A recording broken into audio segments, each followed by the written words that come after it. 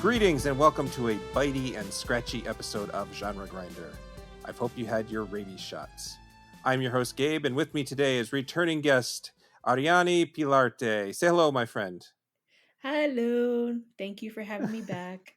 Yeah, it's been more than a year. I realized. I didn't really. I feel like I Has it want to talk really? to. Yeah, it was like a December that we last did it, of Oh like over a my. year ago. So yeah, Oh, time is a thief. that's a good way of putting it. It's very poetic. So today we're looking at killer animal movies, which is something I had already planned on eventually covering, but Arianny brought it up to me when I asked her what she wanted to talk about. Unfortunately for her, she let me pick the movies, so she may never want to talk about killer animal movies again after this. But that's the way the cookie crumbles if you let me choose. Uh, I actually find them very fun and poetic. I mean, the movies you picked were very very fun, I will say. okay, well, I good. ca- That I haven't had a chance to do like my jokey letterboxd reviews yet of them, but I will. Okay. So killer animals is the easiest way to describe this, but I've heard them called eco horror, which is sort of a broader genre that I think should include natural disaster movies. And like, there's a lot of global warming or climate change horror movies that have popped up the last 10, 15 years about like horrible prehistoric monstrosities that come out of melting ice. Those are kind of their own thing, and maybe someday I'll do global warming horror. Um, but my favorite things that people I've seen called in books and stuff they're talking about movie genres is nature run amok or creature on the loose movies. I prefer those, but I think killer animal movies is a better title for SEO purposes, for people to find what we're talking about here.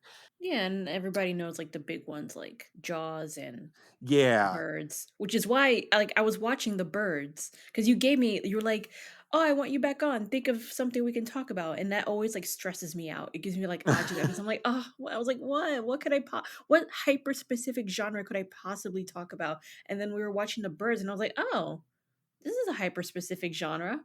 So, Yeah. Yeah, I mean, I figure The Birds and Jaws are the two killer animal movies that almost everyone between the ages of 15 and elderly has seen yeah. at some point or is at least aware of. If we're going to talk about like the golden age of killer animal movies, because they've been around forever and I didn't need to like research the first killer animal movie because I'm sure there was a black and white one, or I'm sorry, a silent one at some point.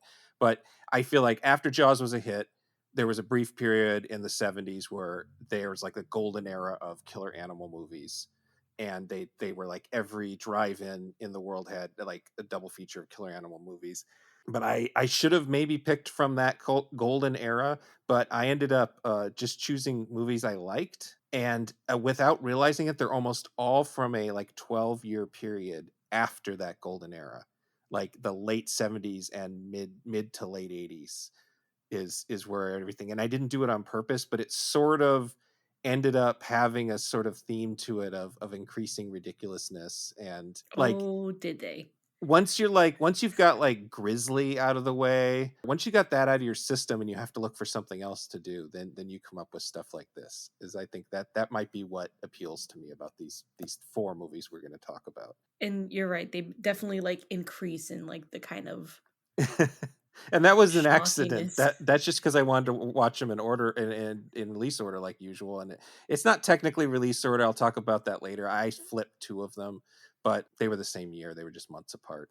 The other thing I thought of is I think that I lose interest in it sometime around when it becomes a sort of dumping ground for made for TV and straight to DVD movies.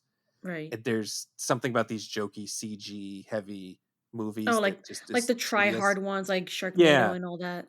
yeah, that's just sort of tedious to me. And then where these earlier movies are trying to be serious, which sometimes makes them hilarious, but at this, I don't know, they just are more, they're not as creatively bankrupt, I guess. No, and they're genuine, like, you can tell, Yeah, like, I mean, obviously, they're limited in what they can and can't right. do, and some of them really are pushing the limits, and, like, I'm like, "Wow, you guys are really doing a lot with these animals in this Hmm. movie," but, they're definitely trying to do Yeah, something, and yeah, at least that's what makes them entertaining. and none of them cost very much either. We're not No. talking like Jurassic Park level, like budgets here. Or No, I because guess the animals are freaking real, and it's just like one of the I was telling you earlier, like, one of these movies really upset me because I was like, "This yeah. is a lot of animals, a lot of really actually dangerous animals on this set." Yeah, actually, that's something I should say is there's basically a content warning for all the movies we're going to cover here, in that most of them didn't hurt animals. There's one exception, obviously, but What? Really? they all involve Wait, violence. one of them actually like, one of the animals actually got hurt? I'm pretty sure in the movie you were talking about, there are some injured animals in that film. Oh. I'm pretty sure we'll talk about that's the third one we're Well, going to okay, talk about. yeah, I do have a question about something that happens in that movie Yeah, now there's that a I'm couple that things in that movie that I'm just like, eh. But for the most part, they're faking it or they're finding thing like footage of already dead animals and stuff. It happens a lot. But so even if there was ASPCA on set or something, like there's still if you don't like watching animals get hurt, I don't think any of these are particularly good option. maybe No, they're all pretty maybe yeah, they're all kind of depressing when it comes to that. But anyway, we're gonna start with the real movie of the bunch, quote unquote, which is Long Weekend from 1978, but it was shot in 77. It's directed by Colin Eggleston, and he for directing such a classy movie, he was coming off his debut for a softcore porn sequel called Phantasma Comes Again. nice. Uh, so he was not known for making great movies, but he made a pretty serious-minded film here, and it was written by a guy named Everett DeRoche, who claims that he was writing very popular TV shows, and he claimed he was sick of writing cop shows, and he wanted to just write something off the top of his dome with no research or cop shit, and so he just sort of came up with this story. And the very basic version is it's about a couple who's feuding who goes on a very ill-advised trip out into the not necessarily into like the depths of the outback. They go to the coast. Like it's still sort of a vacation area. It's not like they're disappearing into the center of Australia or anything like that, but it But, doesn't all go great. being that is Australia, Yeah, the nothing is. animals there are built different, to say the least. Yes, yes. Yeah, yeah. This is what we call. Oh, quickly, I should say this is not to be confused with the 2021 romantic comedy or the 2005 Canadian comedy or the 1989 indie drama or the remake with Jim Caviezel, which is by the There's director a of Urban remake? Legend. Yeah, it's very bad. It was from 2008. Shut the hell Nobody up. liked it. It I was from the need to Urban look that Legend up. yeah, Urban Legend and Valentine guy did it. Who those are pretty decent slasher movies from the late 90s. But it didn't work out. And Jim Caviezel, you don't want to give that guy your Yeah. money. But yeah, so because this is an Australian film from the golden age of Australian cinema, it counts as an Ausploitation film. So any of those documentaries, there's the Not Quite Hollywood documentary, and any books and any sort of information. There was a period there, maybe 10 years ago, where Ausploitation was where it was at. And this is the less exploitation-y side of that spectrum because it's more eerie and low key. It's not like a bunch of nudity and violence and curse words and I wacky mean, there's people. some nudity, a There's a little. touch, like a It's not classy it's not amount. Phantasma Comes Again level of nudity No. though. And yes, as you said, and as one might expect, coming from the island nation that's covered in venomous creatures and man-eating creatures and otherwise deadly creatures, a lot of Australian horror movies are about killer animals in one way or another, good ones and bad ones. And actually, we're covering two here. The second one we're also going to be is also Australian. And then, so the other thing that happens a lot if you watch enough of these Aussie horror movies is that they sort of take something from Deliverance and Texas Chainsaw Massacre, where if you go too far away from the city, the country's just full of homicidal maniacs that are just sweaty and gross. This one doesn't have much of that, though. That's going to come up a No. lot more in the next movie. But there's this sort of fear of the boonies that I feel like Australian movies and American movies have in common is just fear of the boonies and what's going to happen out there. And I know other countries I have think that it's like problem, the but outback. The outback is where is it's huge. It's like if you look at a map where all the people live on the edges and there's just this space and it's just yeah, full of it's the like nothing out unknown. there. That's why all the Mad Max movies work, because you could drive and Yeah, like the Mad Max movies, there could be civilization in the peripheries and you'd never know it because it's true. huge. But and this is one I was just saying that these aren't necessarily all eco horror, but this one counts as eco horror, I think, because it's pretty explicitly about. There's a subtext and a text, and the text is about people carelessly abusing the environment and the environment fighting back. And the carelessness is key because they're not necessarily malevolent. It's not like they're not like Captain Planet villains trying to burn down the rainforest. They're just careless, especially the dude. And he's careless in many, many ways, like, towards his Yeah. girlfriend, and are Yeah, they so like married? I think that they're married because she says at one point she talks about she actually uses the word divorce. So they are a Oh, married okay. couple. Yeah. And the movie opens with we know something's wrong between them and they shouldn't be going on this trip, but they don't tell us. He implies that she's cheated at the beginning, but that's not what the actual argument is about. I don't know if the filmmakers were necessarily trying to paint him as bad as he is, or if that's just sort of like them showing their bias that they think the two of them are just as bad as each other. But watching it with modern eyes, this woman stuck in this situation with this man who just will not accept that she's not having fun doing what he No. wants to do. They also kind of paint her in this way because, like, the whole thing because she hates his dog. And it's Yeah, kind of like yeah, she's exactly, mean she's because she mean to hates the the dog, dog.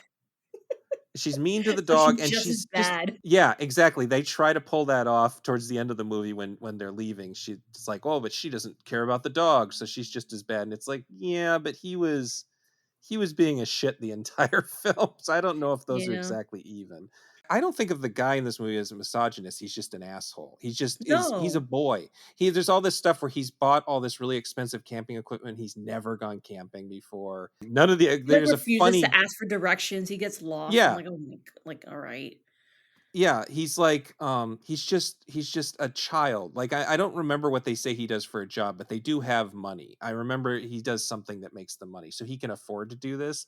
But it's not. He's just not reading the room, and he's just making her go along on this trip, and so she's pissed off the whole time and sniping at him. He keeps trying to like, if I'm just sweet, it will change the mood. And it's like, no, we've gone too far. You can't just flirt your way out of this one, pal. Some of the things that they do that pisses off nature. And again, this is something like they're being haunted by nature than being attacked by nature, is the kind of way to put it.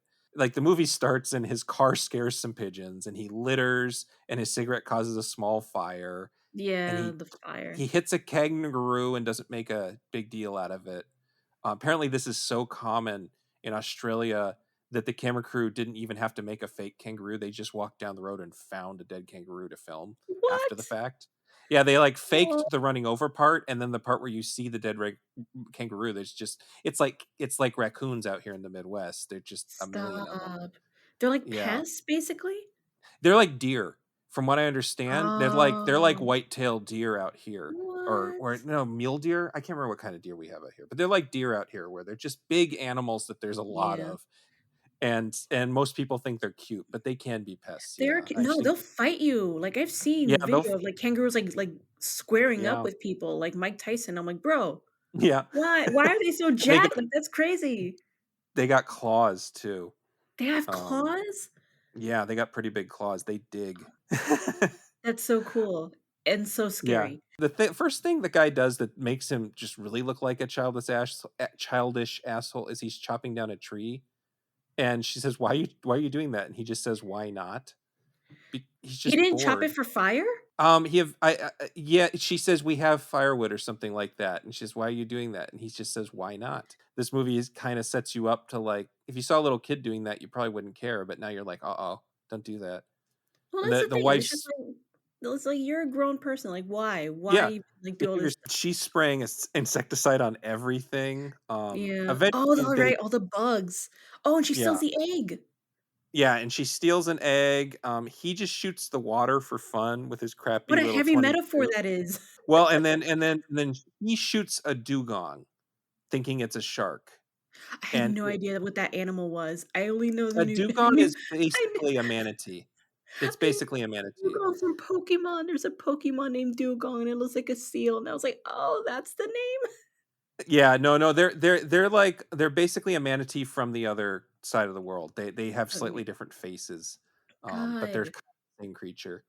There's so And many animals I've never heard of. well, and then so in case you're like watching the movie, and then we're gonna spoil, I think, all four of these movies. They're old Yeah, enough we might movies. as I'm not well. gonna feel bad about spoiling them like I do sometimes. But you spend the movie like, what happened? Was there cheating involved? Like they mention hotels, and then she steals a eagle's egg for no reason and smashes it, and he kills a duck mother, leaving ducklings alone. And then after he kills the dugong, we can hear the dugong's baby crying out. And Hmm, it's like, ah, this is an abortion metaphor. yeah. But And didn't she smash the egg to save him? Like, wasn't there a bird attacking and she took the egg no, and just threw it? she smashes the egg in an argument, and then the bird Oh, attacks him and actually fucks him up, and he um, kind of laughs about it. That's one of the most endearing thing he does, is every time he gets hurt, he sort of giggles about it because he's like, "It's he's not like, a big deal. Fine, I'm fine." yeah. It's like that that gif of Julie Louise Dreyfus saying "what the fuck" as well smiling. It's basically that's him every time something happens. What the fuck is happening? I think because he um, still wants to try and have a good time because she wants to yeah, leave so badly, and he's like, "I yeah, don't wanna leave." He's like, "This is fine. It's not a big deal." Like, the way, like, men can't admit that something's wrong and that they're yeah. wrong, and That he's this just was a like, very bad idea, yes, it's like and the dog on fire meme where she's like, "This is fine." yeah, yeah. The thing the movie does really well is it's not subtle about the metaphor, which is something I actually enjoy. I don't know if I've told you this before. One of my favorite things in is horror movies with really heavy-handed metaphors that No, I also agree. have sort of ironic punishments. Like I love this sort of EC comics mode of horror, which is like what a lot of George Romero movies are. They Mhm. have this sort of irony to everything that happens. That the if you know the EC comics are much shorter, so it's like Tales from the Crypt. I'm sure you've seen Tales from the Crypt before. They Yeah. always have Yeah, these yeah. like, you did this thing and now you died. It turned out it was you who did the and so this has got a little of that, but it treats it really seriously. Yeah, it's And like a it's spooky basically, fairy tale. yeah, and it's almost like I mean, there's parts of it that feel like it's the same as like a gothic horror story where instead of going to the, in a horse buggy to the castle, they're taking their crappy jeep to the shoreline.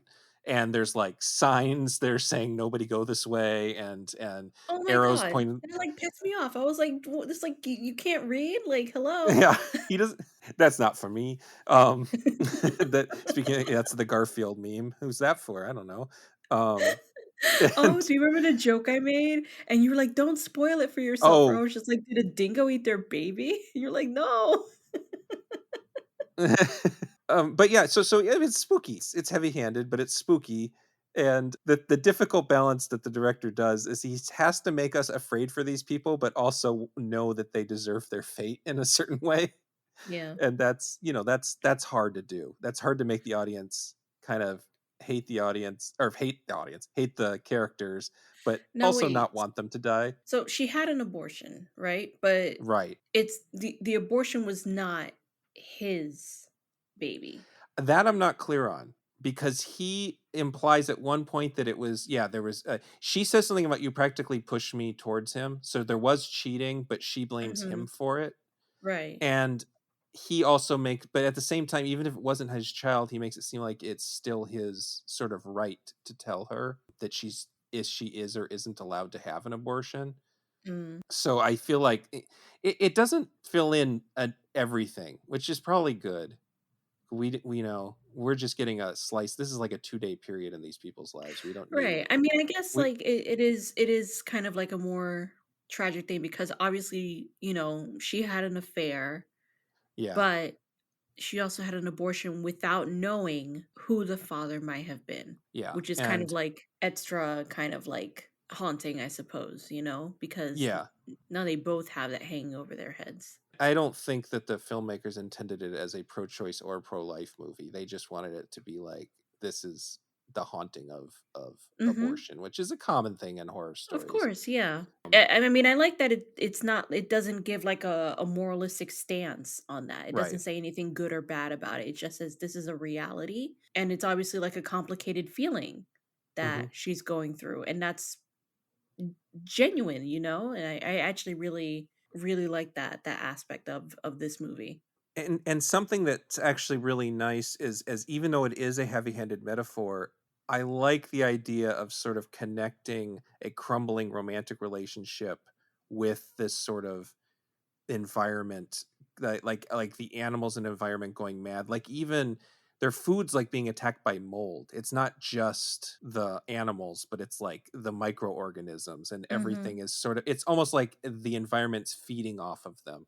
I joked at you when you watched it that it's right, it's taking place right next to the beach from Old, but but and they do find that someone else has died on the beach at one point, so it might be like an actual haunted beach, but there's also this just idea that their toxicity I mean, there was is an ruining entire sign everything. telling them to keep out. It's like literally Yeah, warning you. yeah. It doesn't get clearer than that. I hate when it happens. Like white people love doing that. They just ignore signs in movies, and it's just like, ah, this isn't for me. And it's just like, It's telling you no." And they're like, "I don't care. I've been here before. This is fine." It's just like, "You idiots. This is what you get." So, And then I think I said something about this already, but there is the other idea that all this expensive shit. They say something about how he spent 2,000 Australian dollars on the equipment, which is probably a lot in 1977 money, mm, and none of it really works. Like the cooler doesn't stop the chicken from rotting, and yeah. the harpoon gun just goes off for no reason. Oh my god. Um, The part in, like, the very beginning where I freaked out, I was like, "Why is he pointing that at her?" yeah, yeah. Well, that's sort of, I think that's a way of them sort of Foreshadowing is a implying. literary device, etcetera. Yeah, yeah. It's Chekhov's harpoon gun.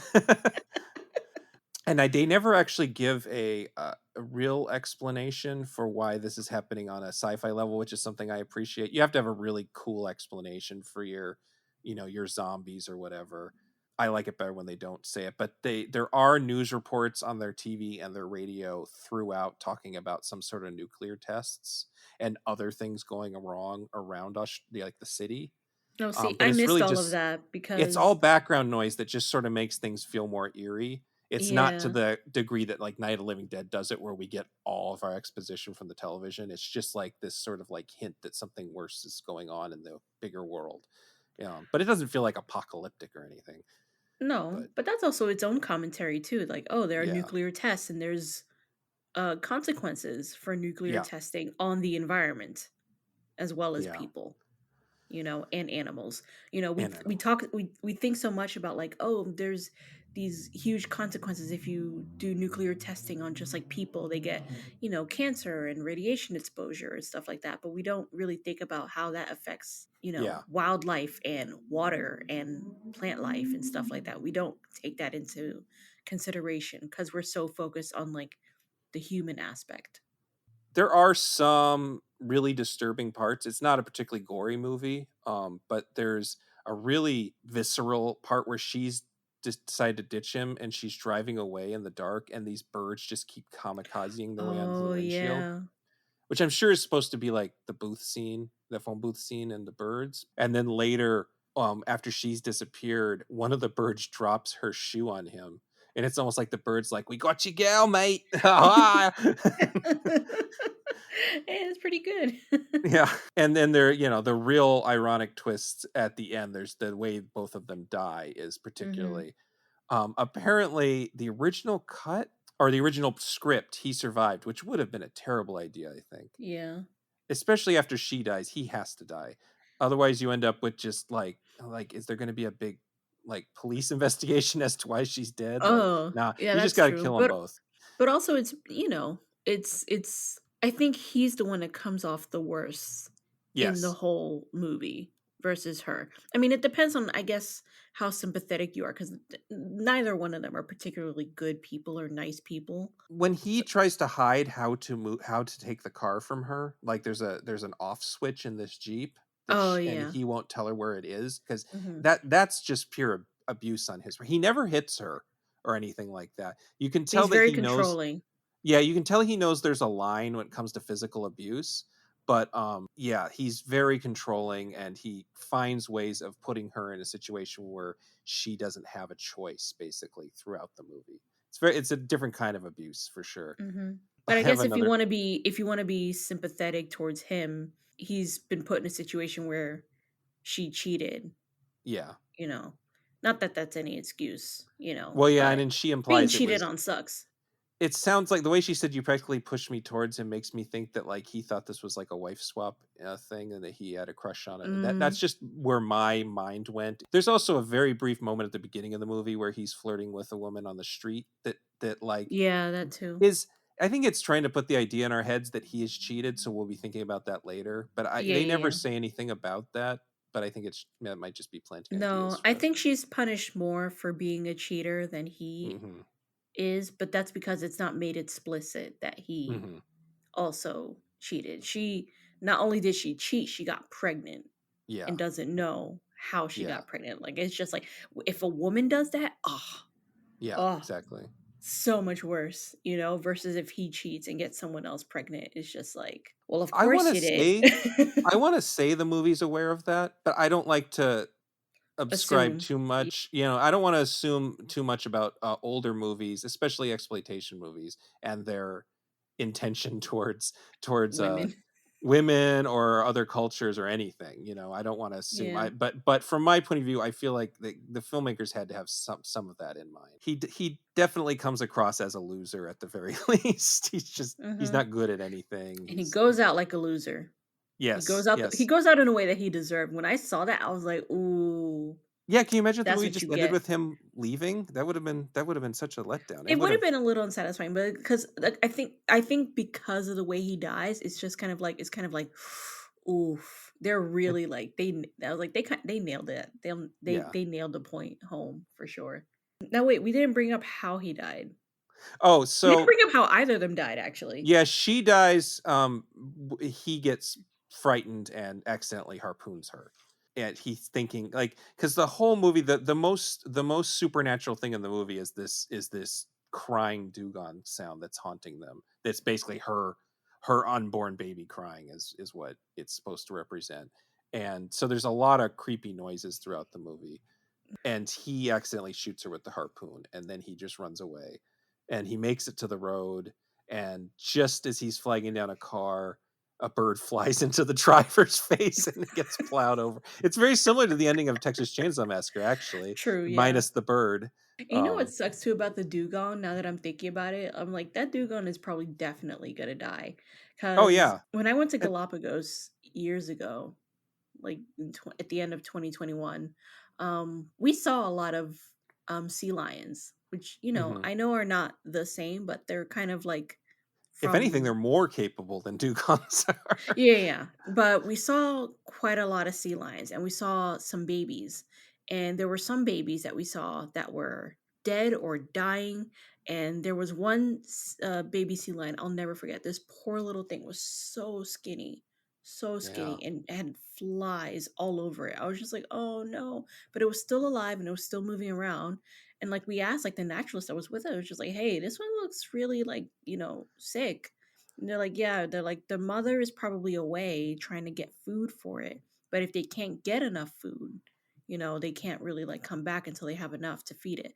Right. And I remember this baby sea lion was going towards another adult sea lion that was feeding its own baby, and the mother sea lion was just like yelling at this other sea lion, like, get away Yeah. from me, like, I do Not not have enough. food for you. No, there's just like, I think they only give birth like one at a time like we do.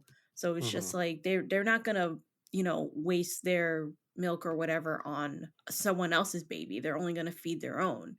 So I was just Yeah. like, and obviously in Galapagos they believe in the survival of the fittest. They can't interfere.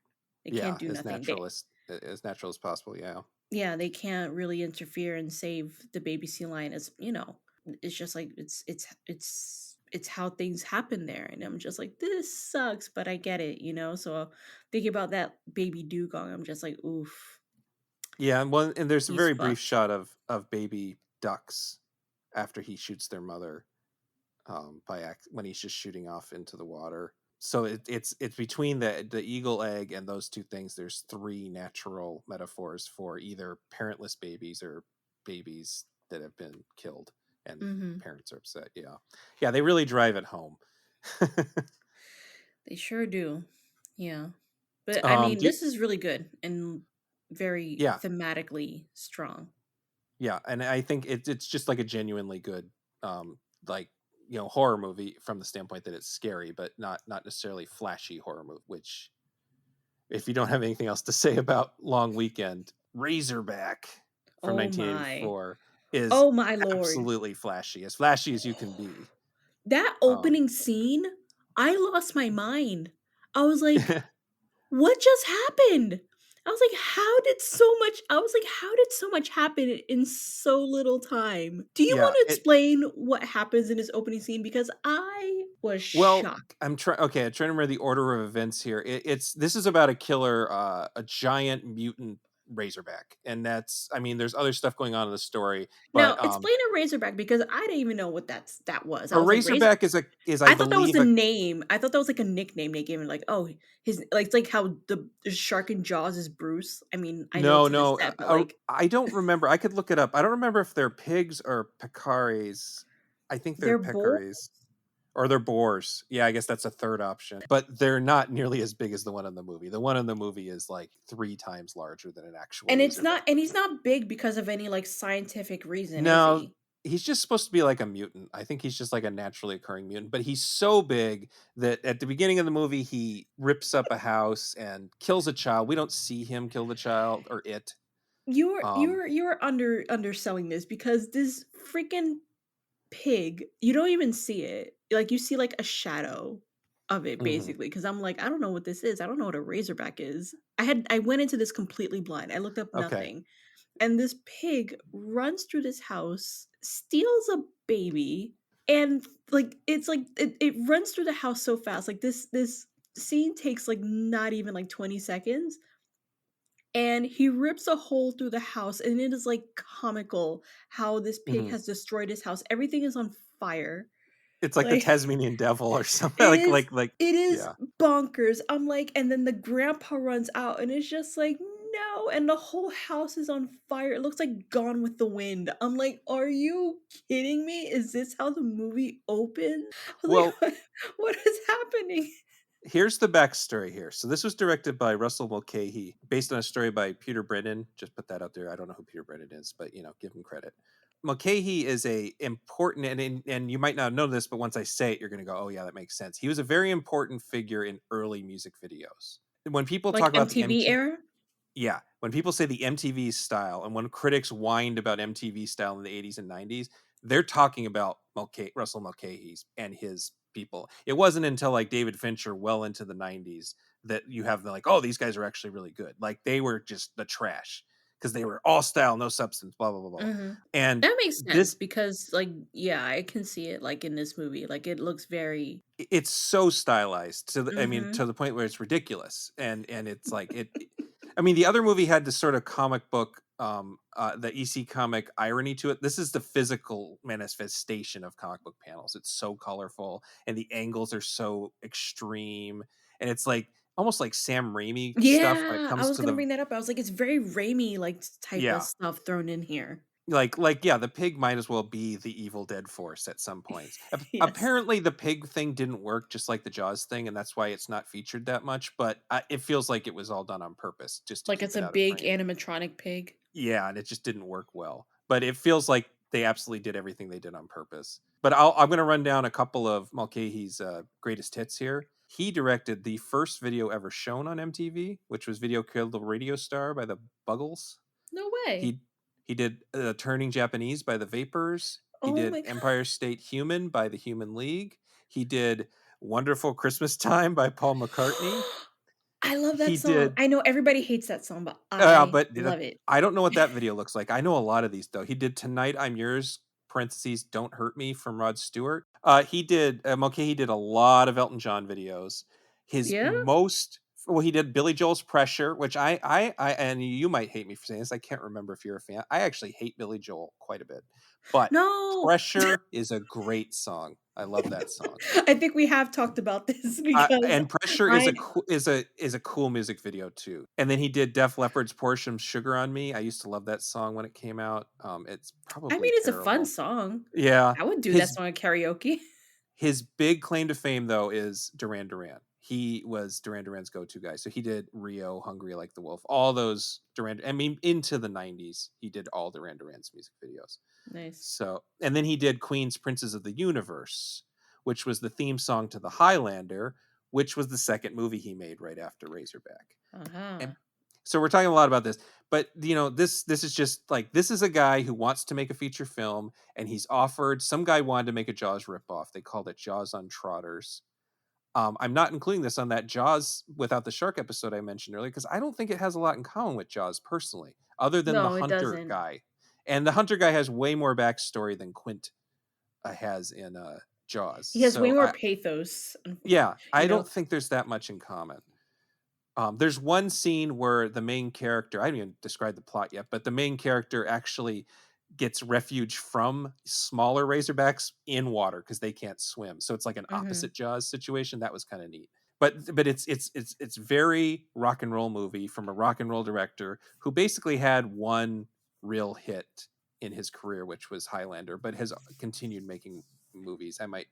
He made Ricochet with Denzel Washington and John Are Lithgow you and kidding Ice-T. me? He did Yeah. that movie? That Now, movie rules so freaking yeah, hard. and so he's done other good movies. For Oh sure. my god, I love that movie. I watched it, like, when we were in lockdown with, like, Mike Flynn and a bunch of other, like, chud guys, and I'd never even Yeah. heard of it. I'd never heard of it, It and then I saw, like, how Denzel just, like, looks in the movie, and it's, what's his name? John Lithgow is, like, the yeah, bad guy Lithgow's in the the movie, villain. Yep, and yep. I'm like and I'm watching this, I'm like, "This is the most insane thing I've ever seen in my life." Like, John Lithgow is ballistic. Yeah. It's crazy. So and now that I'm thinking about it, I'm like, "Damn, those" I was like, "This is very similar to Razorback." He has his thing, and then the big flop he's known for is The Shadow, the Alec Baldwin Shadow, Oh, which is a movie I was going to defend until I rewatched it, and it was actually kind of boring, and so I don't really want to. you're he like, "Let me run also this back." he also made the worst Resident Evil movie, which is unfortunate because almost Mm. all the other ones were the same guy. So he did Extinction, which was the one that kind of looked like Mad Max, but was really boring. But recently, he was executive producer and director of the MTV Teen Wolf show, which apparently is very popular. So he made a lot of money off that one. It is very popular, like, that show I never watched it, but that show was massive. Yeah, That's actually really cool. Actually, like, good for him. Like, he seems to yeah. have a very, eclectic career. And then on top of that, he is using cinematographer Dean Semler, who shot Mad Max 2 and 3 and won the Academy Award for Dances with Wolves. So Nice. yes, this is a important music video director working with an Oscar winning cinematographer and showing a version of Australia where everyone has a fucking blue black light and a floodlight in their yard and everybody has a smoke machine in their kitchen. It's just everything, and it's just as operatically 80s as you can possibly get, minus those paintings of white women that it's like the cover of the Rio album, the Duran Duran album. Yeah. I can't remember that artist's name. There's none of I know those. who you're talking about, yeah. I like those um that art style. That's, like, in yeah. salons and stuff now.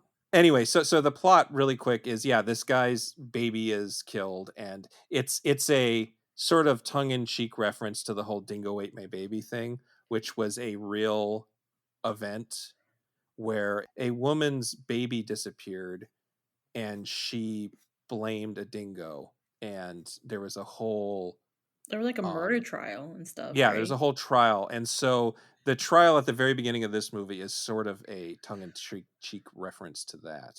But yeah, it's a true story. You can look into it. But so it starts with that, and then we go to New York, or the best version of New York that they could make in Australia, which is Oh very my god, unconvincing. that was ridiculous. I had to rewind to see that. I was like, "Did somebody just go amok in here?" Like, I was like, "What's happening?" It's like they flew in a couple American cars, or maybe they just added license plates, but it's and their apartment is very unconvincing. I haven't even been to New York, and I know what a New York apartment doesn't look like They that. did, like, B-roll footage of, like, the Manhattan skyline in the '80s. Yeah. Like, "Oh, the Twin Towers," and then they cut to, like, somebody going, "I'm walking here." Well, and apparently it was supposed to be a they wanted this movie to make money. They wanted this to be an international release. So they were trying to add so the two the main character, there's this woman and her husband. At one point he gives her a ring, so I thought she was his fiance, but then he refers to her as his wife, so I guess that he was just giving her a ring for fun. But she is a investigative journalist, and she's going to Australia to investigate rumors of a kangaroo meat in dog food or something like that, which is another thing I think was based on a true story. But the thing about that is I feel like this was really made for an international audience because from what I understand, it's not that big a deal to kill and eat kangaroos. It's not super normal but again, they're like deer out there. It's So not people eat out them like the way we do like, some people eat venison here. Yeah, it's I've not and venison, but there's so many of them that they have culls. There's another movie I actually would not recommend watching if you got a sensitive stomach called Wake and Fright from 1971, which is just this hallucinogenic kind of horror movie. It's like the ultimate version of this whole thing where like a city boy goes to the outback and everything goes insane.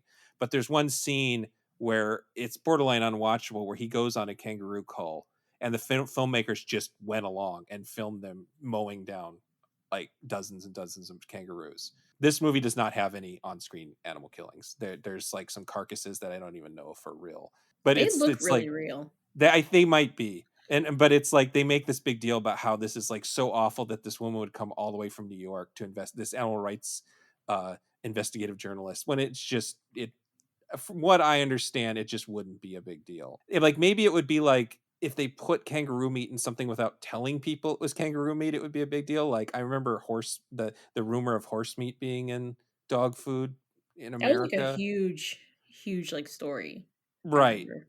And it was really that is because they didn't tell people is really what the problem is. And so I'm not necessarily saying go out there and eat kangaroo, but Well, I think yeah, I that's the thing. I think hearing something like that would, like, scandalize people. It's just like, "Oh my god, yeah, kangaroo meat and stuff like that." It's just like, it's just yeah, not sometimes people eat that.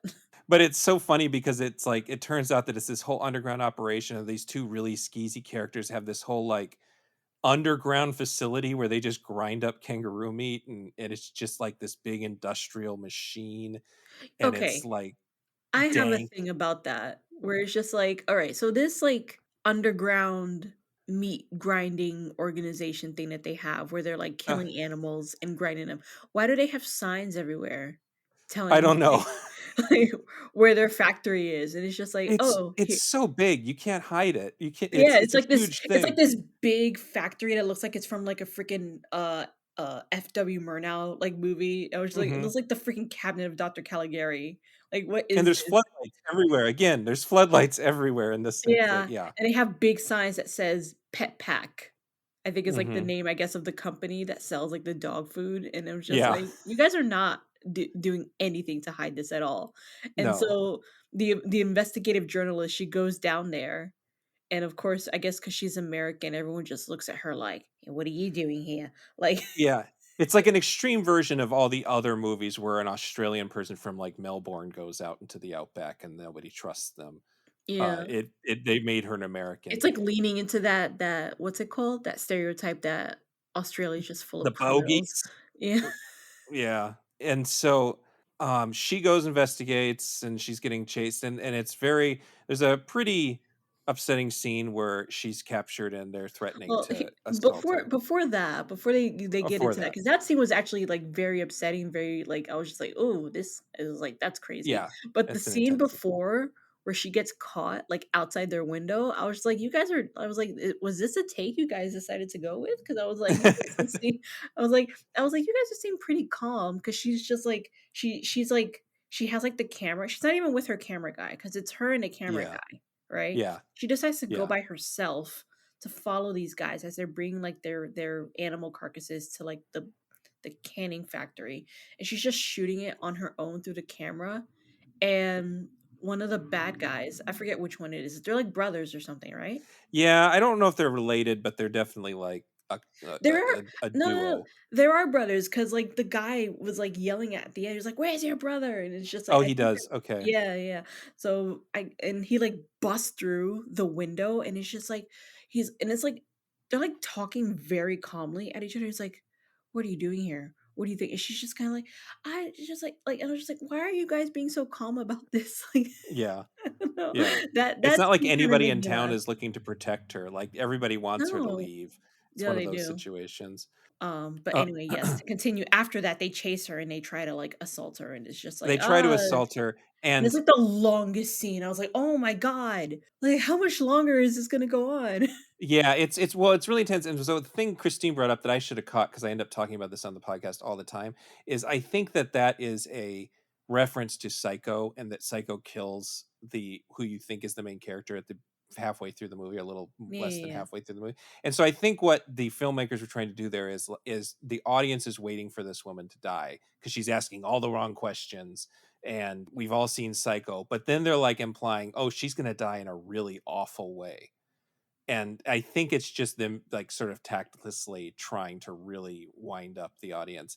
And then the gag is that the pig chases these guys off. So then it's actually kind of a good scare because then you're like, oh, thank God she's oh my God, the pig got her, and it's a really Well, intense. that's the thing is It's because like, you think she's gonna get away, yeah, She's gonna get away and she's gonna be able to invest then it shifts gears where it's just like, "Oh, she's not gonna investigate the meat thing anymore. Then she's gonna investigate the pig."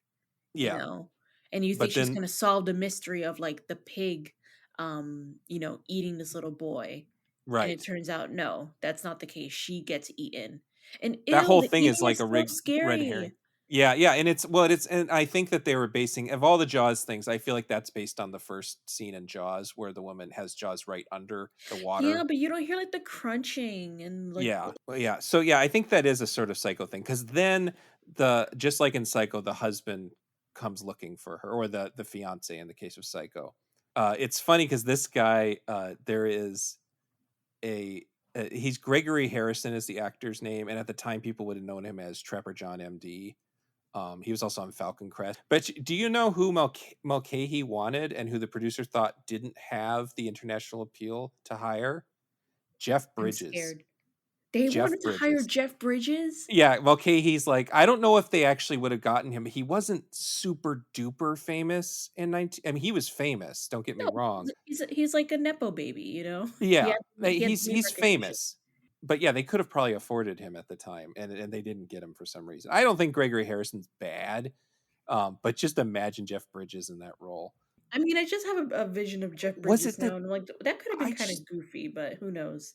I wonder if it was because Tron was such a notorious flop that the producers like, nah, people don't want to see that guy. He was in that Tron movie. I've never That would seen be the original weird. Tron. I've never seen any Tron movies, actually. And eh, yeah. They're kind of nice production design, I guess. Anyway, anyways, that could have been Jeff Bridges. So, Beautiful so the guy gowns. he goes to investigate his wife's disappearance. Audience knows she's dead. Audience knows that the boar ate her. He befriends the old hunter's sort of. I don't know if she's like his protege. She's like his adopted daughter, but not officially. Who is actually an actress who is in. Her name's Arky Whitley.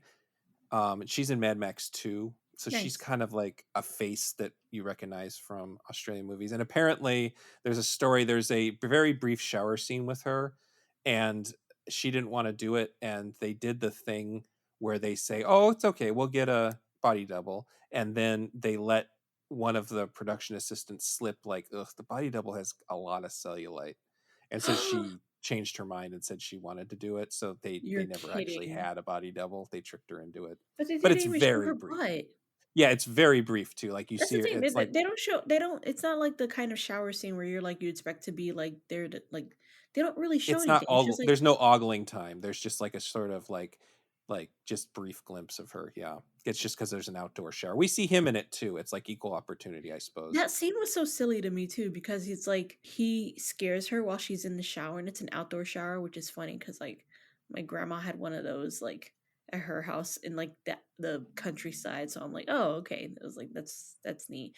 But he surprises her with this outdoor shower, and she's like, ah, and he's like, and I guess because he's all dehydrated and stuff, he faints, and she's just kind of like, she gives him like that look. It's just like this guy, and it's Oh, just this like, man.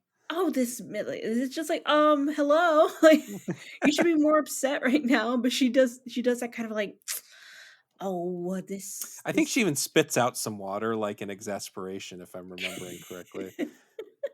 It's I mean, it's a little she's great. She's really cute and fun, and she is very capable They too. Like, needed a she's sexy lady because they killed yeah, their other one. right, but it's a little weird that they so quickly become love interests, but it's like, "Dude, you don't even know if your wife's dead yet." Like, you just know something Yeah. bad's happened. Yeah, it's weird. But also, like, I don't recall, I mean, if we're gonna bring up the Psycho thing again, I don't recall there being, like, another girl in Psycho. Or there There is was, right? her sister goes Oh, along. it's her The 2 sister. of them Yeah, but they don't investigate. try to push them as, like, a No, thing. they never have any romantic connection. It's like it's all business between them and in that movie, for sure. They're like, "We gotta get to the bottom of it." Well, they think that she's still alive, I think, in I Psycho, I think think. I mean, that's the thing, they imply that she's still alive. I think they kinda just didn't think it through, that it's just like, "Oh, right, they're Yeah, not, like, sure," yeah. you Yeah, know? so that part doesn't really work, but she's a charming enough actress, and it's kind of fun having her be like the sidekick to this gruff old pissed off man. He's only Mhm. Razorback's only has two states, deadly and dead. It's like the only that's all they Yeah, are. or It's like Dangerous and Dead or something like that. dangerous and dead. Yeah, Yeah, that poor old man though, like, yeah. I He really he like him doesn't though. he doesn't get his hero's moment. I do It find kind it of goes interesting that they I mean, I thought it would have been interesting, just for me, like, if he had gone to jail. Like, imagine if yeah, he had gone to jail for, like, who knows, like, however many maybe, years. yeah, like, 3 years, gets off for good behavior. I feel like I mean, that would have made me more pissed. It's just like, I'm going to kill this freaking pig when I see him. yeah, and they do the thing where, like, basically the whole, not city, the whole town assumes he did something wrong, so he's, like, already been poisoned in everybody's eyes. It's Mhm. definitely in a bad place. And the pig burned his house down, so he's, like, sleeping in his, Yeah. The pig like, actually tears shack. up another dude's house really bad too. He rips a guy's TV off doesn't Oh rip the my TV off god! the wall, he rips the wall with the TV into and I drags it took a off drink and at the same time and almost died just now, but I'm like, "Oh, that was the silliest thing. That was Yeah, and crazy." I'm like, especially "This on a pig low stole this budget. man's whole freaking TV." Sometimes I get lost when I'm watching low budget movies and I'm like, "Wait, how did they do that with no money?" Because like a big budget movie, they just build a house and rip it up. But like, was that a model? It didn't look like a model. Like, it's No, just and it went off into the distance, and you see the TV turn off from very far finally turn away, off. Yeah, yeah, and then yeah. the guy's just sitting there, and it's very funny. It's like a joke. I was just like, "What is this?" And you would I think, would that guy then, like, go to somebody and be like, "Hey, you will not believe what happened to me what last night." the Blu-ray has a pretty long making of documentary that I should have rewatched. I saw it years ago, and I have this vague memory of them saying that that was sort of added after the fact because they needed more pig time in the movie, and that's why it doesn't really fit with anything else. It's so funny. It's like, I was like, "What type of, like, silly gag is this?" I was like, why did a pig steal a TV?" I was like, "Isn't the whole thing is that the pig eats people? Why didn't he eat that man?" And he was a fat man. I was like, "That pig could have had a very good dinner that night." Like, he Yeah. could have had a TV dinner right there. And the pig is just like another force of nature thing. Like it doesn't really have much personality other than being furious and angry and No, you don't even see squealing. him that much, so they kinda try to do, like, the Jaws thing, but it's just, like, Yeah. there's also, I mean, the thing about, I think that makes Jaws so great, why people love it so much, is because there's also this political aspect Hmm. about Jaws. There's not really that with this pig, at least I don't No, think so. I mean, I like I guess it said, depends how the you feel about, animals kangaroo being used eating. for, yeah, and even still, like, it's not like they're killing razorbacks, they're killing kangaroos, that's, like, way easier to kill. They're just like, "Fuck it, Yeah. they're dead all over the place here anyway." Yeah. And it's yeah, it's I think the eco horror part, but then I mean it's also the movie isn't exactly positive towards the environmentalist lady. She's sort of a moron. She's stupid. No, Everything she does is dumb. Like it's she very puts dumb. herself in very dangerous situations. Also something I just remembered is that this carries the baby thing because she's supposed to be pregnant when she dies. Oh, that's right. So like that's I didn't realize that when I watched them until I watched them in a row. I'm like, oh yeah, these are both sort of about dead babies. How about that?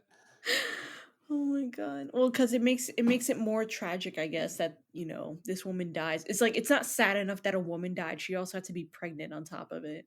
Hmm.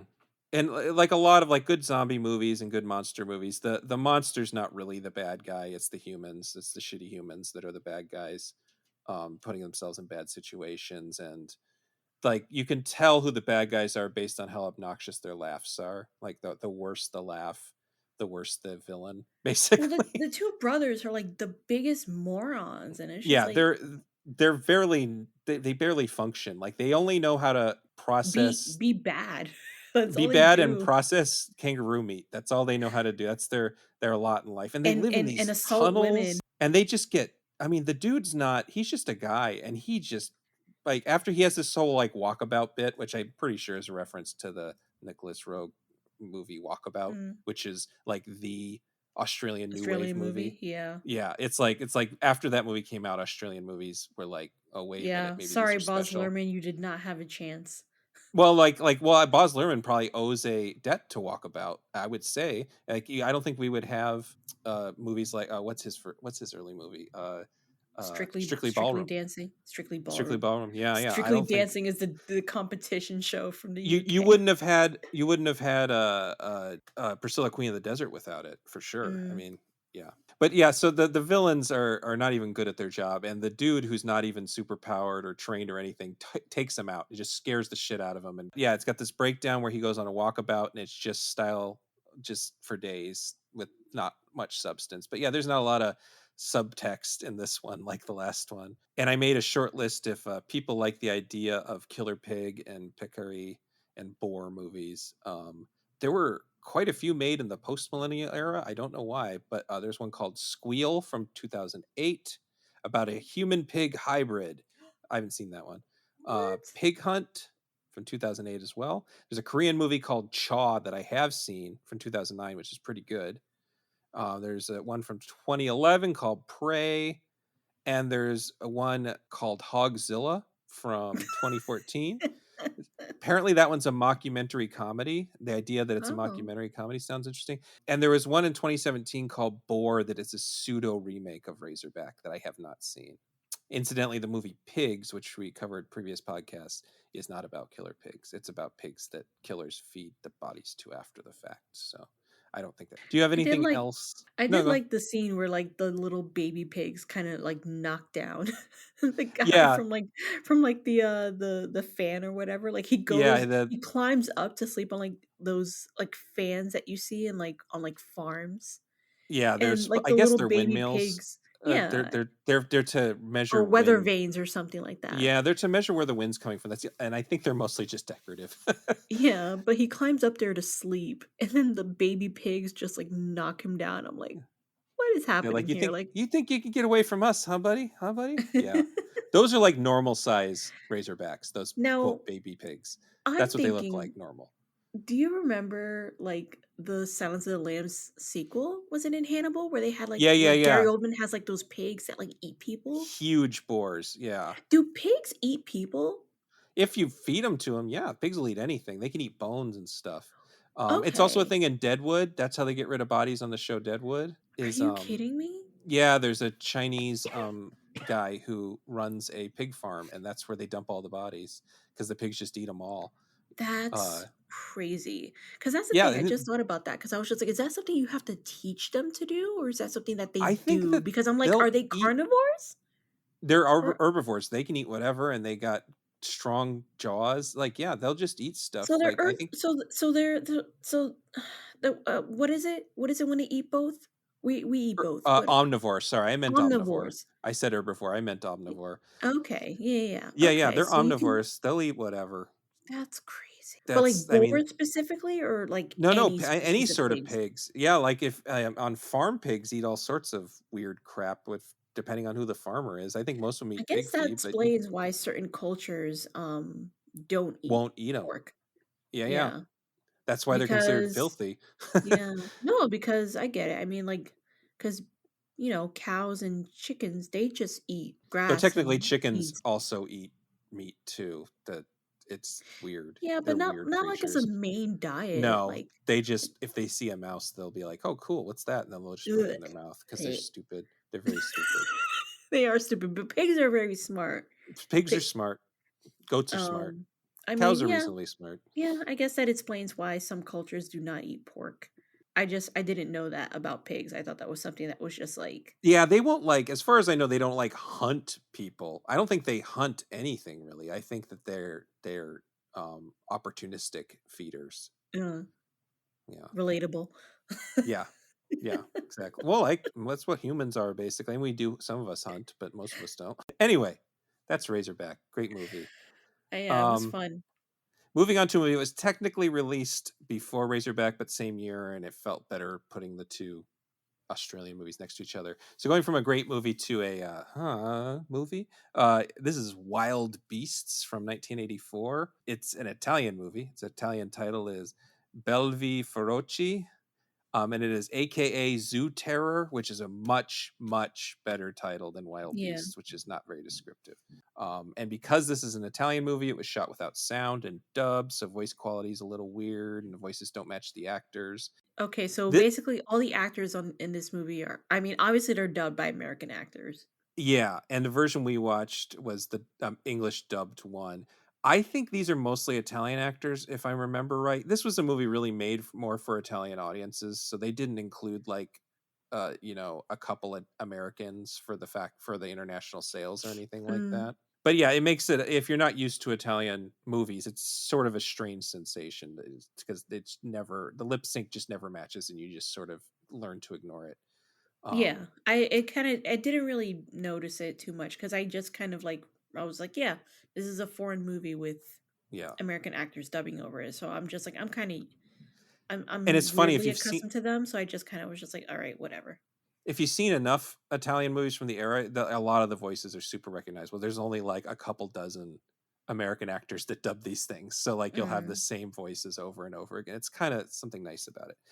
But this is the most irresponsible movie we're going to discuss, in part because it's Italian and they don't have laws at the time. At least not then, yeah. Yeah, but this is written and directed and produced by Franco E. Prosperi. He is known as one of the godfathers of Mondo, along with I don't know how to say this first name, Giolatiero Jacopetti. Mm. Um, Arianny, do you know what a Mondo movie is? I don't. Okay, so have you heard the Mondo, I term? know means world. Exactly. Yeah. So you've heard the term shockumentary, I'm guessing. Yeah. So these are these exploitation movies, and Prosperi and Jacopetti and a guy named Paolo Cavera made a movie called Mondo Carne. It's a Dog's World in 1962, and it was a shockumentary, very exploitative. Its whole point is to do a world tour of strange, sexy, grotesque cultural experiences. Pretty damn racist. Not nearly as racist as the genre would get, but it's just like, hey, look at these He was African like, women with this no is only tops on. this is the only the beginning of how racist we can be. How no, okay, not going to talk about it on this. I just like everybody who hasn't heard of it, look up Goodbye Uncle Tom in your spare time. Oh, uh if you want to. That's how racist it got. But oh. this was super popular, and it even won It was an Oscar for popular? best. Yeah, yeah, it won an Oscar for best original song the year it came out. Which movie? It was called Mondo Carne, but it's spelled Cane, so it looks like Mondo Cane.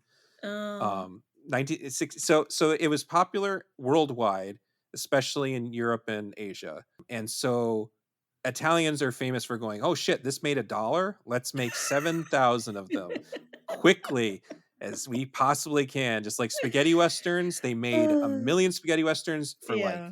6 years. And then Yeah. they're like, "Oh, this isn't popular anymore. Fuck this. I'm never going to make another man." But so Jacopetti and Prosperi were really into it, and then they would just start making shit up. Like they lost interest in the even elementary part of the whole thing and just went for the shock part. And to get a little dark here, their most notorious story, and it's never been proven one way or the other, but they were accused of either paying warlords to stage executions, or more likely asking warlords to wait until the light was better to do these executions. What? What they did a movie that was called Africa Adio, which was released here as Africa Blood and Guts. It is maybe the most foul movie ever made. And it's just like a What? lot of it's faked, but a lot of it's real footage of war crimes, basically in the What? Congo and stuff. Yeah, it's awful. And you've seen this movie? I did years ago. Gabe, I you little basically freak. I tried to see every, I mean, there I found my line basically. Back when I was in college, I found a video store that had everything. And I like what the most famous Mondo movie was actually made by Americans. It's called Faces of Death. Most people have heard of Faces of Death. Yeah, I've heard of it. Faces of Death was mostly faked, and it's pretty obviously faked when you see it in retrospect. I mean, I Um, hope so. Jesus, yeah, like I mean, there's but the I'm thing is fine with then things being fake. Like it's okay.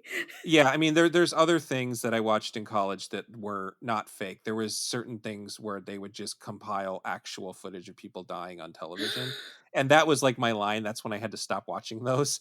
And for me, the Mondo movies are the same thing because they're just so xenophobic that they're painful to The watch. Italians made something xenophobic. I can't Yeah, believe it. can you believe it? Can you believe it? Shock.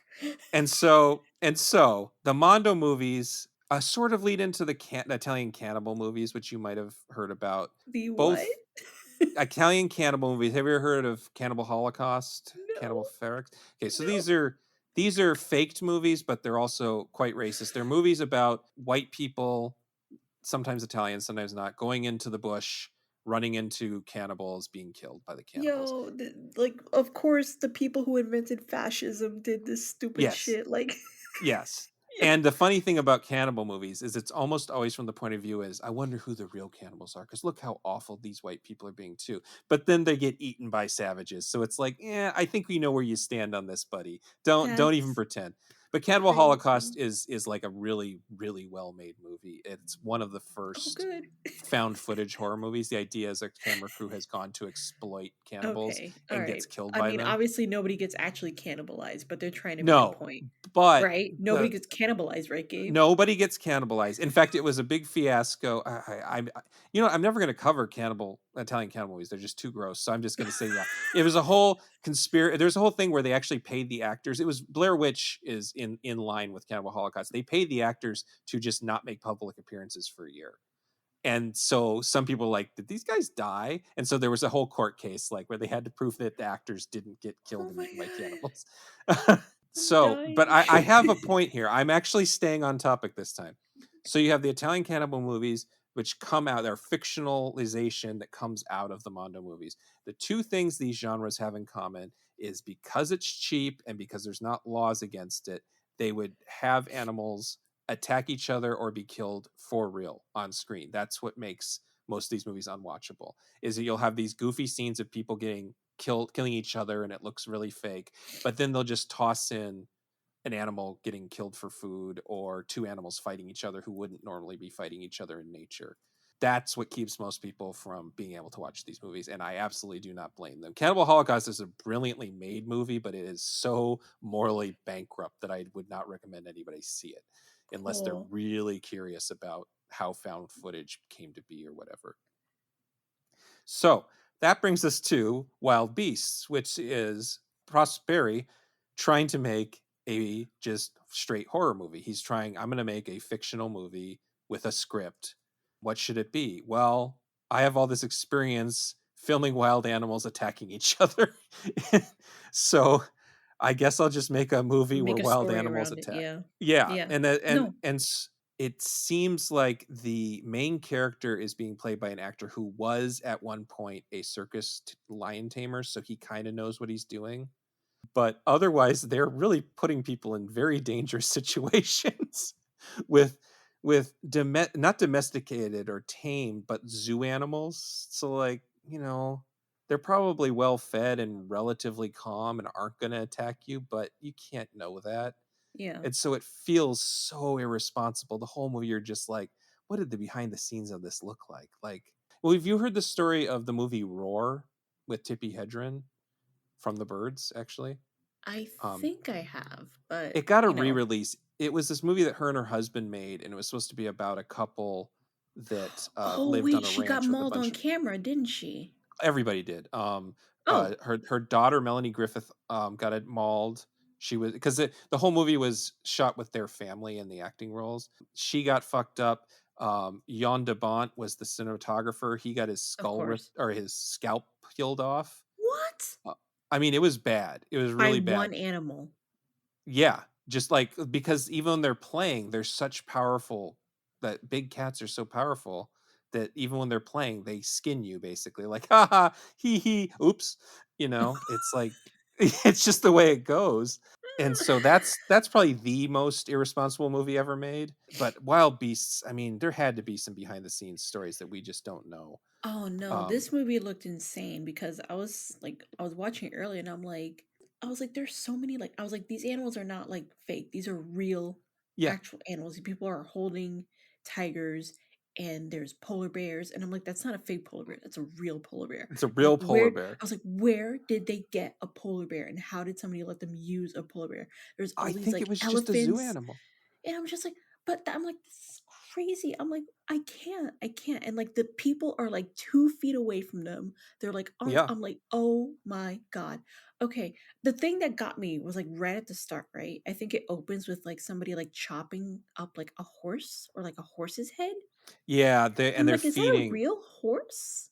Yeah, I think that they're literally feeding horse parts to the lions as like a Right. But treat. I'm like, is this real? I was like, is that a real like horse? I'm And I was pretty like, sure it's a real horse. that is one of the most upsetting things I've ever seen. Yeah, and I think it was a pre-slaughtered horse. I don't think they killed the horse just for the movie, I know which that, is but like a I was line I like, personally draw. Like I don't want to see animals killed, but if I am seeing animals killed, I want it to have been for another reason, not just the movie, and that the movie just took advantage of it.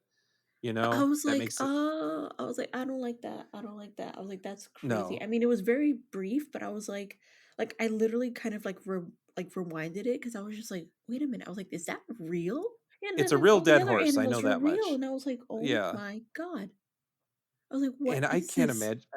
I looked up where they filmed it, but most of it was shot in Germany, and you can see there's signs up for the zoo that are a German zoo. And some of the most dangerous scenes were shot in Italy. So there's a scene. So the plot is very simple. The plot is someone gets PC. There's a it's an animal rights group. So this is sort of an eco horror movie, but it's one that fucking hates animal rights activists. But similar to what happens at the beginning of 28 days later, where they release the rabid or the rage monkeys, these people just put a bunch of PCP in the zoo water, I guess, to release the zoo animal. Instead of just releasing them, they make them crazed first.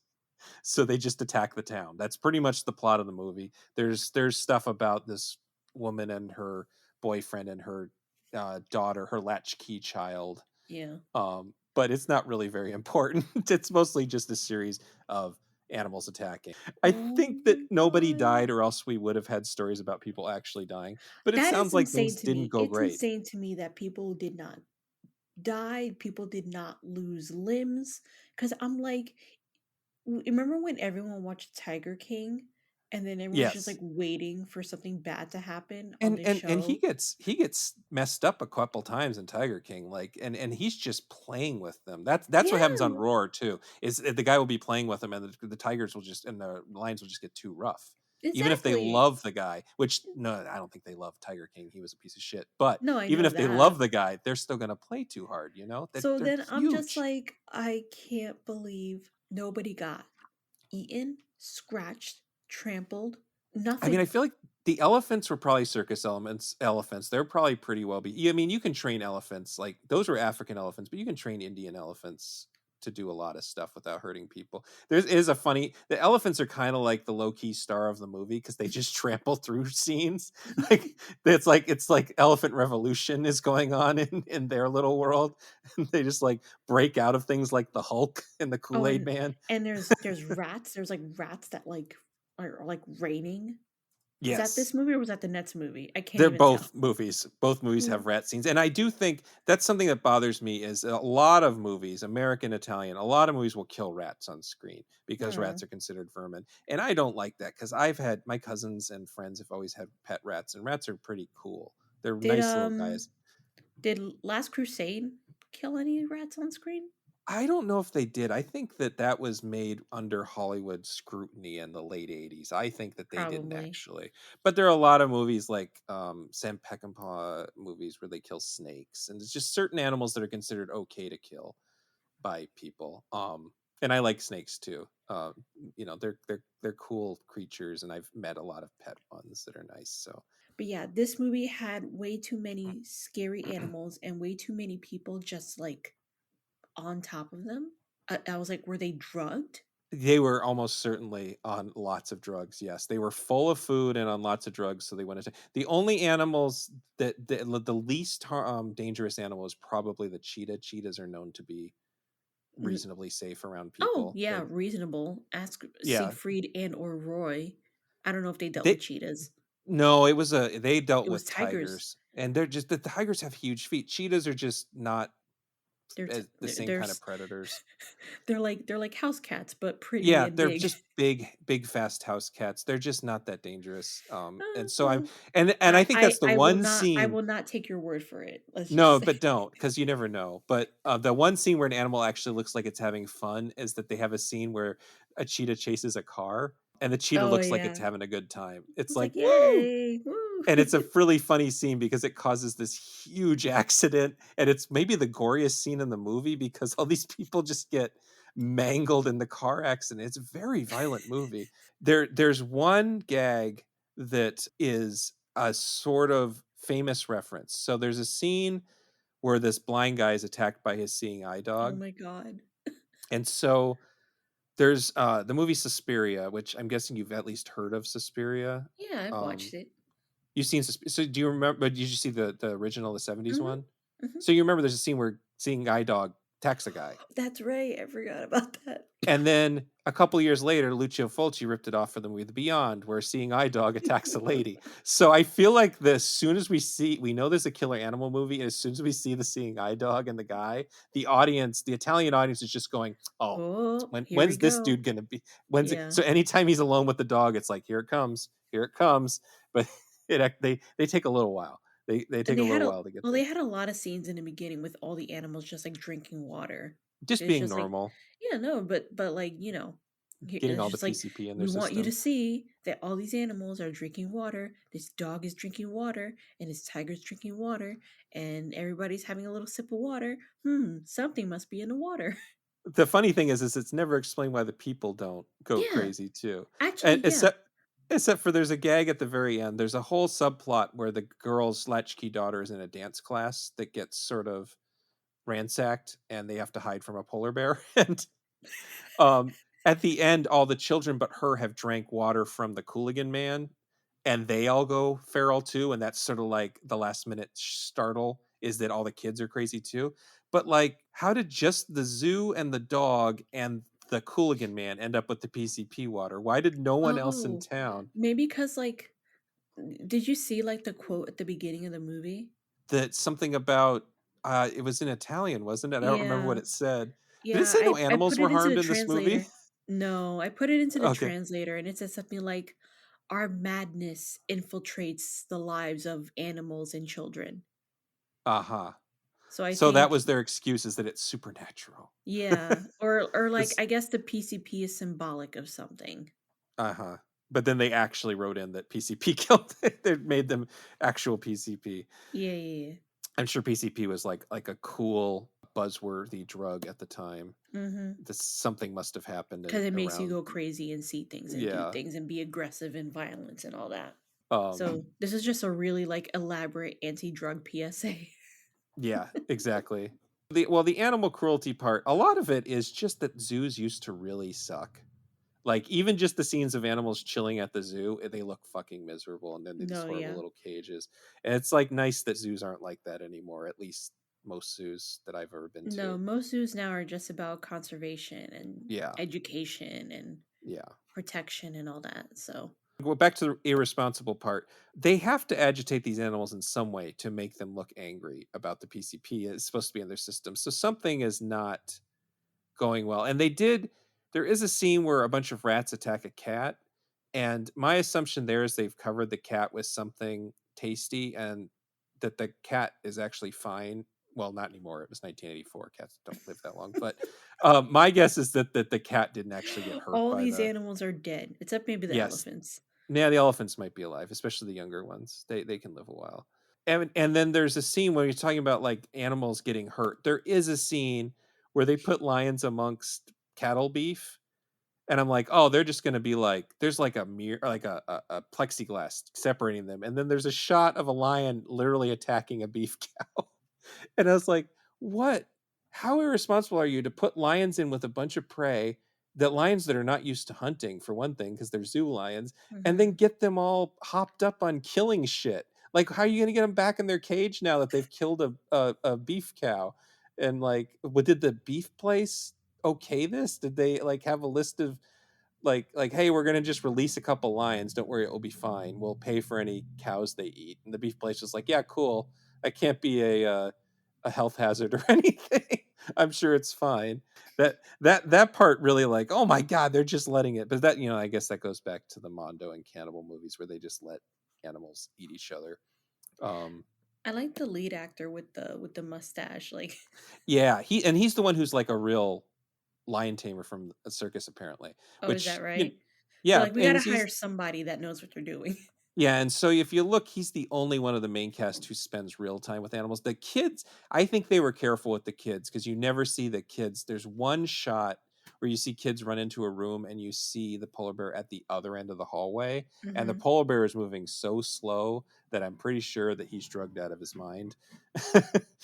Or there's like plexiglass there separating them. But I don't think they ever put any of the children in any major danger. No, I Uh, hope not, but I was just like they had to find a lot of kids that were willing to just be up yeah, I close with mean, all these well, freaking animals and their parents, like, allowing them to do it too. it is one of the things in the movie's advantage is that the scenes with the kids feel really natural. They just feel like kids hanging out, and I guess it's because they wanted English speaking kids, even though they were going to dub their voices later. And so they Oh, they went to a army school in Germany, and they filmed all the scenes. So those are just army brats plus the one girl was an actress, the main girl. oh, So that's those are cool. really just kids hanging out, and that's why so many scenes are just them drinking water and like not doing any real acting or anything. But it kind of works. It kind of feels more natural that way. They don't feel like actor kids. I like that part. It feels a little like I was really at the beginning of the movie, the way they introduced the little girl getting changed. I was like, uh oh, did I accidentally tell Oh, Arianny yeah, to you write? messaged me about that, I'm like, but oh crap. But it's really just the one shot, and I think every country has different standards for nudity with children. yeah. Um, but and it's like, but But then obviously, like, for us in America, we're like, oh, I don't like yeah, that," you know? and so I was like a little afraid that they were going to overdo it. But it's really just she's just getting dressed at the beginning of the movie, and then it's Mhm. just a bunch of kids running around in their dance uniforms. It's not they don't Yeah. sexualize them. So there was a minute where I was like, oh, I fucked up. I don't remember this happening in this movie because I had seen it one time before I suggested it. But then yeah, it wasn't that. So I The relaxed lo-fi after that. beats in this movie cracked me up. Like, whenever, like, something like an animal was on a rampage or something serious, they had, like, these, like, funky, like, 80s, like, Yeah. synth, like, beats, and I was like, "What is this? What is happening?" And I didn't know the composer. I was thinking that I would like look up the composer, and it would be like one of those. I know a lot of the Italian composers. This was someone I wasn't familiar with. But the one I really like is that the opening credits have like they look like an 80s primetime drama about the waterworks or something. Like it's like showing like all these shots of the city, and it's playing like it sounds like the LA Law theme or like Dallas theme or something. It's like this exciting like adventures in the city. Look at the waterworks. It's like it's very strange. And then the movie ends with the same song, like, you've been watching crazy shit. Woo!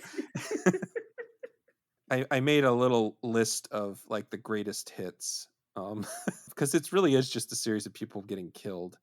That's the thing. There's I was like, this is just like a bunch of different animals it's like a just wrecking it's a shit. slasher movie. It's like a slasher movie. It's like we want to see the murders basically. There's a scene where there's a couple necking in a car and they're attacked by the rats. Hmm. And that's the one scene where I think they actually probably killed rats. At the very least, they scared the shit out of rats with a flamethrower. Because some of the rats being flamethrowed are very clearly fake, but there are other ones that are running away from the flames. But that's pretty graphic scene. The elephants stomp a lady to death and strangle a guy, which and you hear like crunching noises and stuff. And that leads to the best joke in the whole movie. That's a purposeful joke. It might have just been put in by the dubbers, but the police are saying we can't find the elephants and the dispatcher's like, how the fuck can you not find elephants? What's happening? I thought the mice and men joke was pretty cute. That was a good one. Yeah, you're right. You're I was right. like, I was like, I wonder if this is like an American joke I or mean, is yeah, this, sometimes the dubbers would just add the jokes because it would fit the lip sync. yeah. So, yeah, you're never really sure if that was an original gag unless it's something visual on screen telling us it Hmm. was. Apparently, the scene where the elephants crash and mess up a airplane or make an airplane crash, I should say. They're just on the runway for no reason and the airplane crashes to avoid hitting them. So like the body count is got to be huge considering they kill a whole plane full of people at one point. And apparently one of the elephants stepped on the director's foot while they were filming that Oh, scene, so that's cool. They got a little revenge for messing with them. Yeah, the the elephant's cheetah, I have the just cheetah. casually being terrorists. Yeah, they're just like, yeah, elephant revolution now. Let's just they're letting us rampage, guys. Let's do it. Oh my god. And then there's like a cow stampede through town. And the IMDb facts claims that the whole film was going to be shot in Johannesburg. That's the other city, South America. And so much bad You press mean came South out of Africa? them. South Africa, yes, sorry. Johannesburg, South Africa.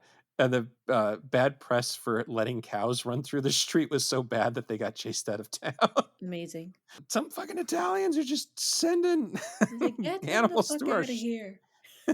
and I think that this movie also is clearly inspired by the Hollywood disaster movies. It feels like the property destruction, the airplane crashing. It feels like there's a citywide blackout at one point that kind of is a spooky thing, but it really feels like something that would happen in the movie Earthquake, or the Towering Infernal, or something like that to me. Mm. The I don't know much about the main male actor other than that he actually trained animals at some point, but the main adult actress, Lorraine DeSelli, was a really big name in Italian exploitation movies at the time. This would have been a slightly later in her career, but she's in Cattle Ferox, and she plays evil prison wardenesses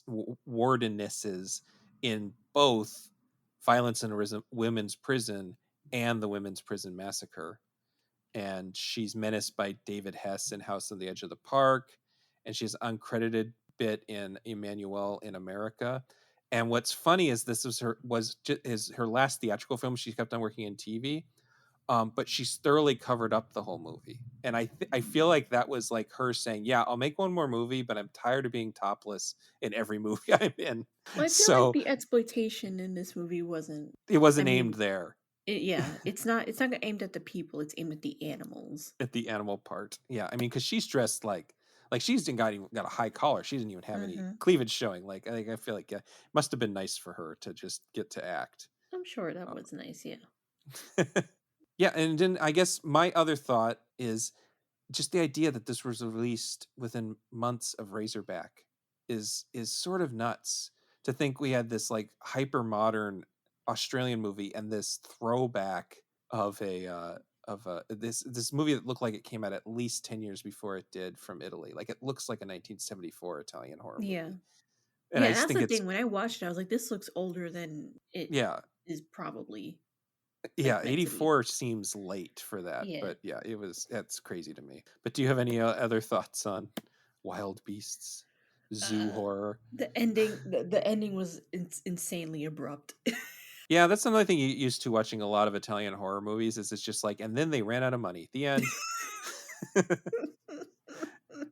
It's not uncommon. Yeah. It's And not it uncommon. kind of ends on like kind of like a bummer, you know, because a lot of times these movies feel like resolved in one way or another. Even if there's a sad ending, Uh-huh. like with Long Weekend, like the couple dies, like that's a bummer note to end on. But like that's like kind of like I was like, but it's an ending, you know. Yeah. And then Razorback is just like, you know, they kill the pig, that's an ending.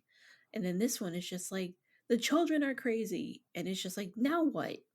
You know, after you've said that, a lot of Italian like later stage zombie movies and the cannibal movies, and some of their kind of version of slasher movies all also end abruptly with a open-ended thing or just a huge, just like everything sucks now kind of thing.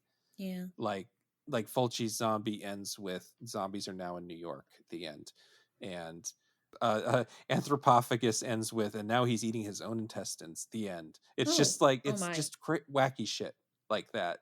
So it's not out of character for the period and the place to just sort of just end on a shocker and like I assume the audiences would always laugh at those things. I don't think the audiences would leave gasping. I think it would be like, "Oh, that's silly."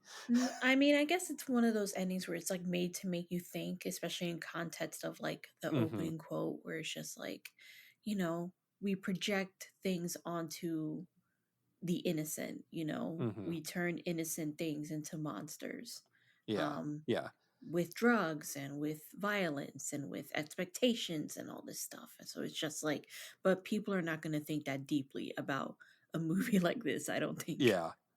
Well, and it's also a kind of a fun ending because I really like killer kid movies too, and the 70s were also a great time for killer kid movies. So this is sort of like a throwback in that sense too. Yeah, it's like the omen and the bad seed and all that stuff, you know? Yeah. Oh my God. Who Can Kill a Child? The Spanish movie. That is a classic. It's Yeah. really intense. It's like sort of like The Birds, but with children. Oh, good. If is a way of putting it. It's intense. Just a bunch of rabid preschoolers. Sort of. I mean, sort of. It's like an island. It's an island of children that have killed all the adults, and English tourists come to the island to see. Hey, we hear this is a great place to. Oh my god! Oh my god. Yeah, yeah, I highly recommend that. We talk. Patrick and I talked about it on our scariest movie moments. There's a bit in Nice. that that really freaks me out. Holy crap. Um, okay, so then let's move on. We were originally going to do 5 movies. We deleted one. I didn't feel like watching it, and I felt like I liked the idea of them being in a shorter period from like Mhm. 78 to 89 here. So closing out the 80s and the podcast with Food of the Gods Part 2 or Gnaw Food of the Gods Part 2. Oh And so this is a my. different brand of absolutely crazy batshit stuff. I feel like I tried to make these so they just got crazier as they went along. Is not a serious movie. No, no, I've read reviews that are like, "Oh, it's unintentionally funny," and I'm like, "Are you sure that was unintentional? This No, I seems think it was very pretty intentional. intentionally funny to Like, this is me." hilarious. I think that you're just thinking you're better than this movie, Mister Critic, who said it was unintentional. Like, a man runs with his butt facing the camera, and the camera is, like, down at butt level as if it was a giant rat, and I'm like, "This Yeah, is amazing." it's like butt level steady cam, and they So put effort funny. into that. This is directed by Damien Lee, and I've heard two things. The one I believe is that this was a killer rat movie that was retrofitted as an in name only sequel to the 1976 giant animal movie Food of the Gods, which is itself based on an H.G. Wells novel. A different source claims that Bert I. Gordon, the director of Food of the Gods, was originally planning this as a sequel and then lost interest and it changed. It seems much more likely because they have nothing in common other than giant animals. And this one's almost exclusively giant rats, and there's more than just giant rats in Food of the Gods. Food of the Gods is I didn't make you watch it because it's just not necessary, but Mhm. it's what you would expect from a giant animal movie. It's mostly family friendly. It's very B movie. It's kind of fun. It's super dated. It feels like more like it was made in the 50s instead of the 70s. And then my little funny side thing is that the director Bert I. Gordon, his initials are BIG, so his nickname was Mr. Big. Oh, And nice. but it was funny because he really specialized in movies that had big things.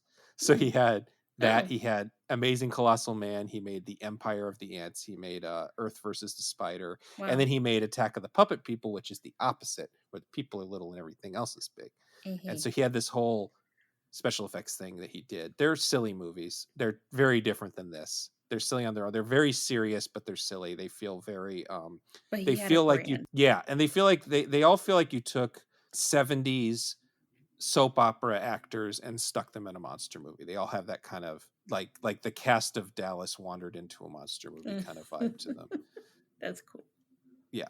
This one is just unhinged, out of control. From the Uh jump. it's sort of an attempt, I think, at bringing the sort of 50s giant monster and animal movies into the 80s, and it has a lot of fashionable gore effects and stuff, but it also, by the late 80s there's a lot of comedy horror at this point, so they're also kind of going for that thing. And I think they just kept on. I've never read any real behind the scenes information on this. It's never been on Blu-ray, so I've never seen any making of material or commentary tracks or anything like that.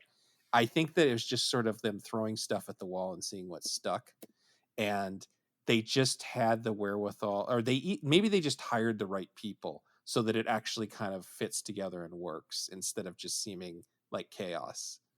I mean, it was pretty chaotic. Like, Yeah, I wonder if I should controlled explain chaos. how when I started the movie, I used a file that Gabe sent me, and I just hit play via like the Google Drive, and I'm watching this movie, and it's not in English. I'm like, uh-oh. I was like, I don't know what's happening here, and it's in Hindi. The Yeah. track, and I'm like, Gabe, this movie isn't in English, and he's like, I gave you the same one, and so he's like, download it, and then there's multiple tracks. And then when I did, I opened it, and there was the Hindi track, which was the default for some reason. Yeah, And maybe what I got, since it's not on Blu-ray, maybe what I got was like a rip of the Indian DVD or yeah, something. but it And so I had had both. the Hindi track was defaulted, then the English track. But I got like it was like 5 minutes into the movie before I got to. Even put it together. Well, no, not even that. I was like, I immediately saw it. I immediately was just like, this is not in English. And for some reason, I just sat there and was like watching. And then I got to a point where a ginormous child shows up. And I was like, pause. I was like, I need context for this. I was like, I was like, Gabe, something happened. Can you help me?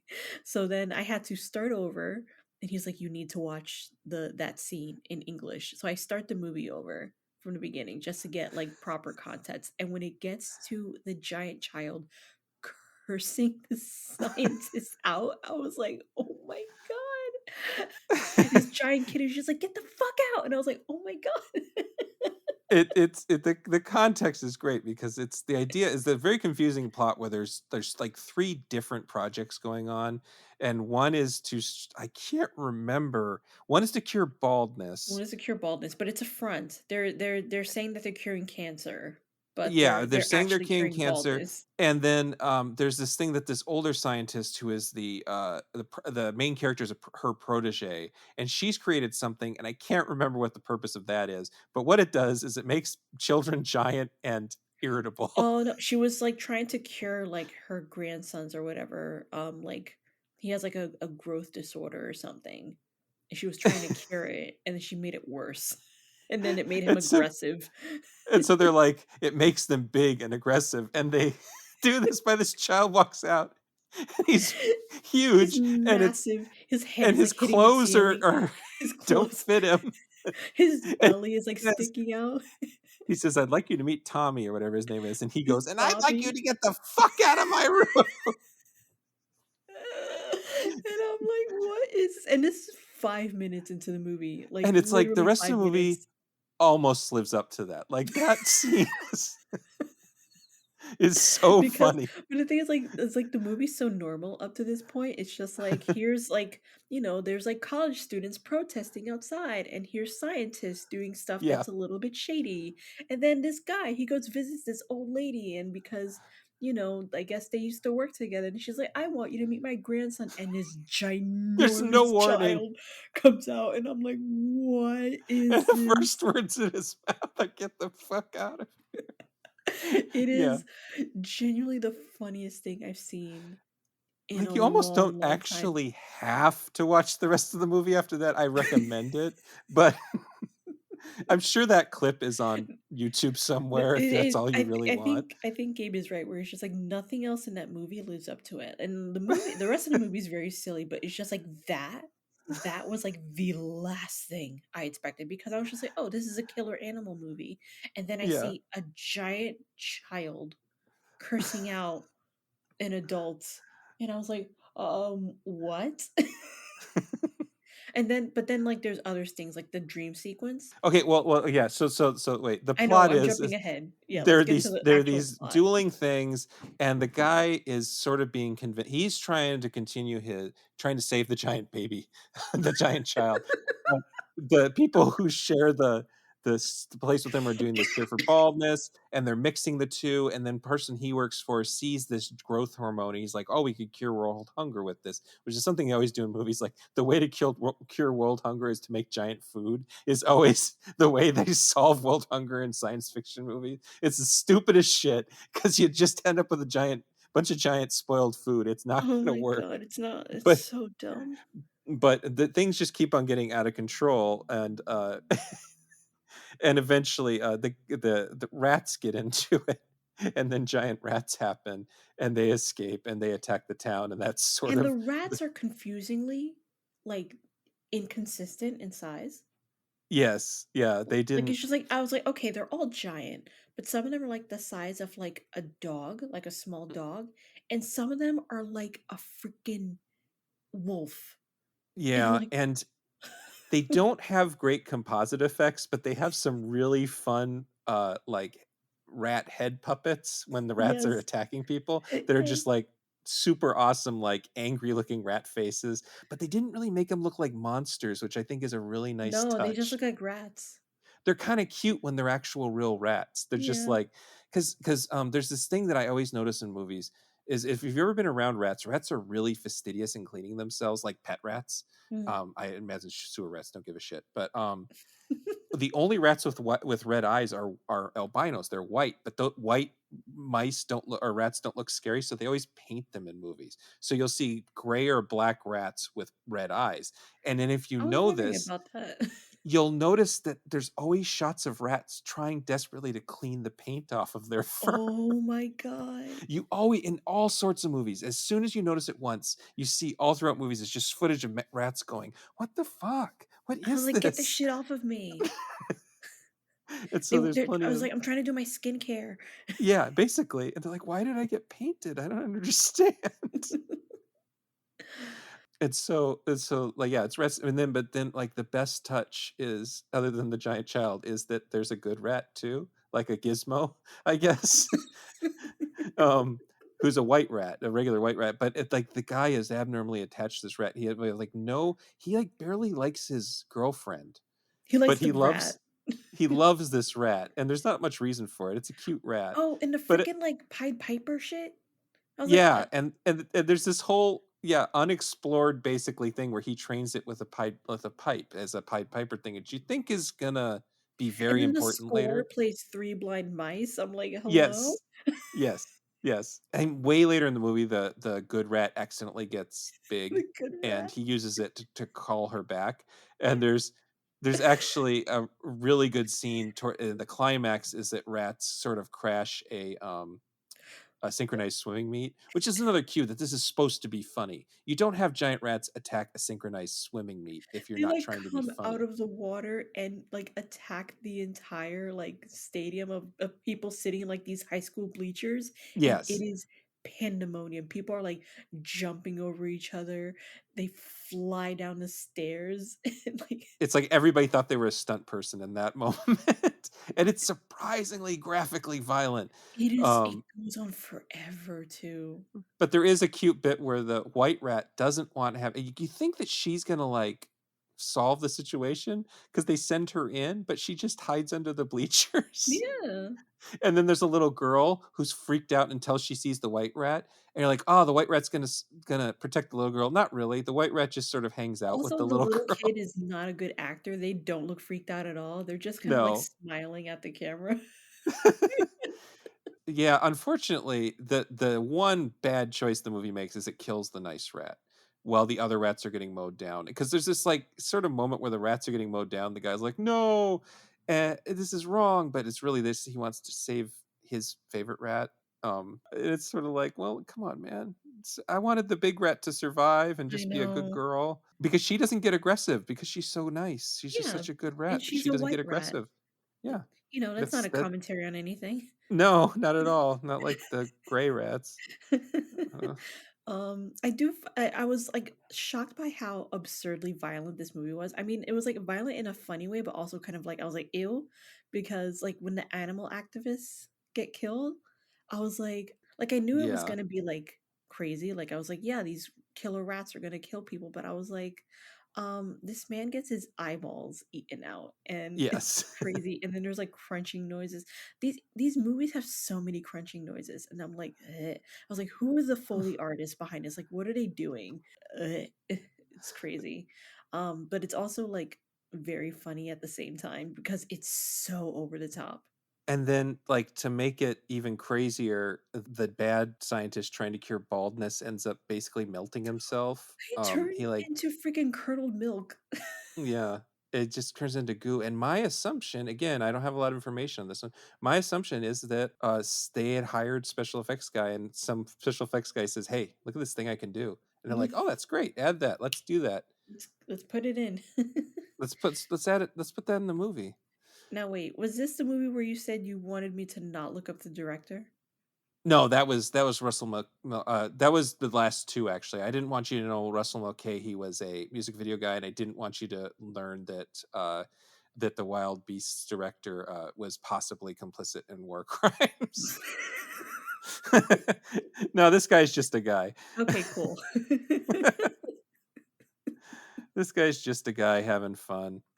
Uh, yeah, I mean, I learned about this. I had a when I was in college, I bought a book called the Splatter Movie Book that was just like little capsule reviews of movies that the guy who coined the term splatter movie considered splatter movies. And so I just would keep it in the car when I go to rental stores and be like, "Oh, I want to see splatter movies." And I was like, "Why is Food of the Gods 2 but not 1 in this book?" And so that made me very curious. And so that's That's the the first time I thing, saw it yeah. many years ago. And It's a I asked, I splatter was like, "Do movie. I need to see the first one to understand this?" Nah, You're like, "No, literally no." no. No, the first one is They just just a used the normal name to capitalize, I guess, on, to like, what capitalize on a movie that was already 10 years old at that mm. point. The biggest laugh is the kid, but the second biggest laugh is the sex stream. Oh my god. I was like, "What's happening?" And It's funny too because it's not even his girlfriend, it's just like a random co-ed that that he has a sex dream about. And in the dream, he self-doses his formula, and grows huge having sex. The random co-ed character. and it's, like, the funniest thing, like, just, like, the cut, and he's just, like, this giant he has these giant it's like the giant prop hand, Yeah, and it's this then hilarious this prop poor hand. woman is just Yeah. like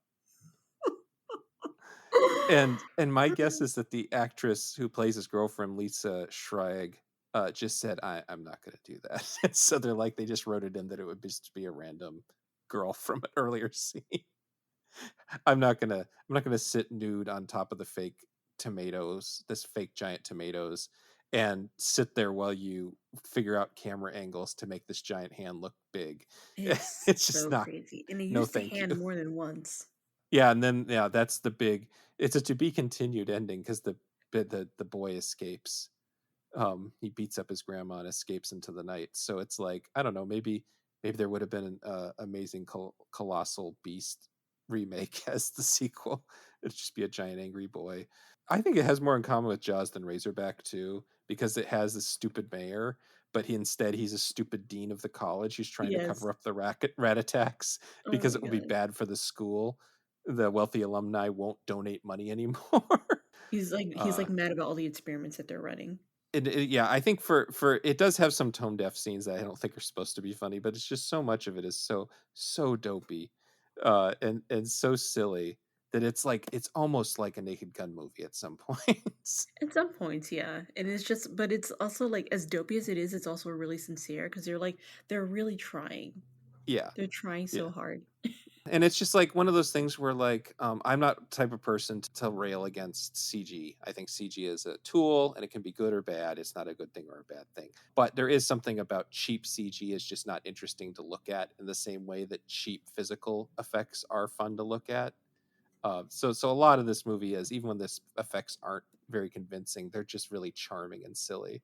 Really funny trick photography with miniature sets of regular rats running along clear what is clearly miniature versions of all the sets. It's Giant very baby. obvious. Giant baby. Well, and of course the giant hand that they used twice Yes. because they spent money on that sucker. Hmm. Um, yeah, and you said something about it, and I said, yeah, like, I hope someone kept that hand. I imagine that the rubber it's made out of is rotted by now, but I don't know. Someone should have kept it. I don't know how big exactly it was, but it was Somebody pretty has those large. rats somewhere in storage. Yeah, that's just the way it is. This was made in Canada, but I wanted to note that it was co-distributed in the US by Coralco, and this would have been the year after Rambo 3 was a massive one of the biggest hits of the year, and the year before Total Recall was one of the biggest hits of the year. The idea that the same studio put this out on video in between those two massive hits was very funny to me. Kind of just shows you the breadth of their catalog at the time, I guess. Just the way movies were weird in the late 80s.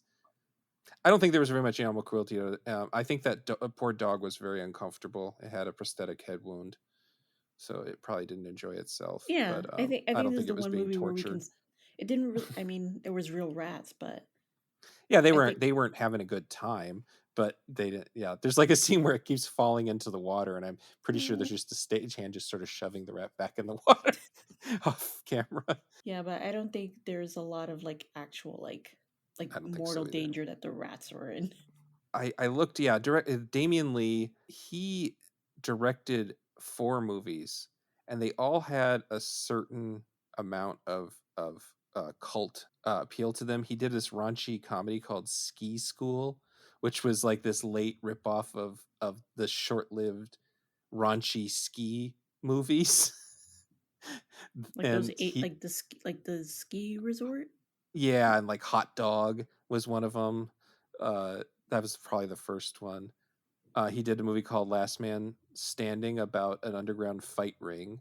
And then he did Abrexis, The Guardian of the Universe, which is this really ambitious, low budget sci fi movie, famously starring former Minnesota Governor Jesse Ventura as the title character. Nice. It's like the end of an era. It feels like it was like past its prime at this point, and this is just something that came out. But like I said, it's not on Blu-ray for some reason, and I'm sure there's a weird rights issue with it using the Food of the Gods name. It wasn't allowed to be released or something. But it's the kind of thing that I really do wish one of these boutique labels would get the rights to and like put out a nice disc with like interviews, assuming any of the people are still alive, so we could just learn about how this ridiculous silly thing that kind of is still under the radar. Like you don't hear a lot of people talking about No, Gnaw. it doesn't have like a um "How did this get made" yeah, and episode. it feels like it really should have. How did this get made? I mean, if people care about Ben and Willard, they should care about Gnaw. I guess there's no Michael Jackson theme song. It No. makes a difference. This is also the third of all, 3 of the 4 of these movies have animals create fatal car accidents, and this one has it happen twice. So that's like almost the theme here. There isn't a fatal car accident in Razorback. There's like a scene where a bunch of people are rushing out and they're maybe rushing a little too fast. Well, I But mean, the pig eats through the car, so that's true. That's true. He doesn't force a car accident, but that's funny no. how that's what all the screenwriters are like. And I think then the animals cause a car accident and a bunch of people die.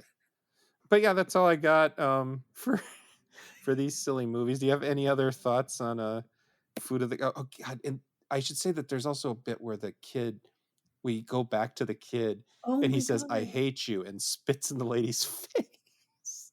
The stuff they do with the kid is just like the most aggressive It's like so stuff. weird. And it's so unnecessary to the rest of the movie. It's like its own little thing. It's very like kind of like I was like, Are they gonna go back to the kid?" And you're like, And yeah, "Yes." I'm and like, they "Okay." did. But it's like to be And continued. then the It's ending where he just like he kills his grandma and he busts yeah. through the door like freaking the Kool-Aid man. And then Yeah. that's the end of the movie. I'm like, "Oh." Yeah, it's to be continued. Gotta hunt down the giant angry child now.